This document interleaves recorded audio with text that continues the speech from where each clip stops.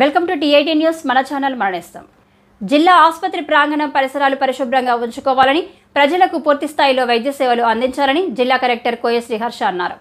బుధవారం జిల్లా కలెక్టర్ కోయ శ్రీహర్ష పెద్దపల్లి జిల్లా ఆసుపత్రిని ఆకస్మికంగా తనిఖీ చేశారు. జిల్లా ఆసుపత్రిలో ఉన్న బ్లడ్ బ్యాంకు, ఫార్మసీ విభాగం, కంటి వైద్య విభాగం, దంత వైద్య విభాగం, టాయిలెట్లు, జనరల్ వార్డులను కలెక్టర్ పూర్తి స్థాయిలో పరిశీలించారు.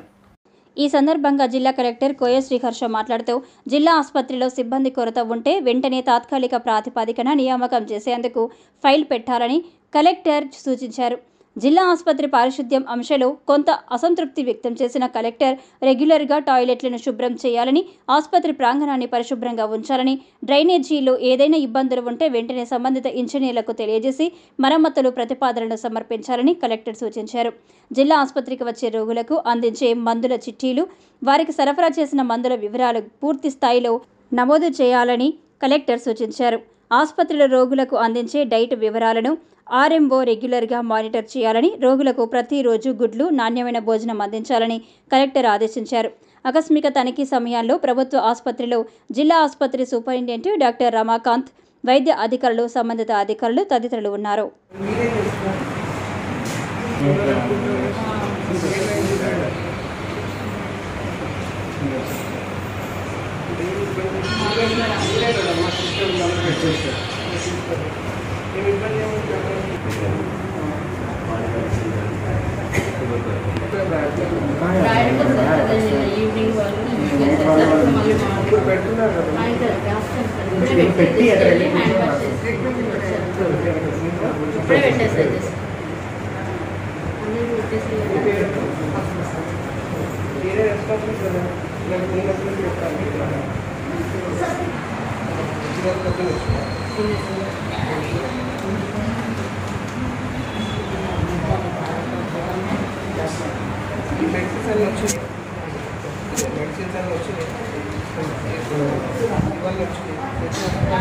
మెడిసిన్స్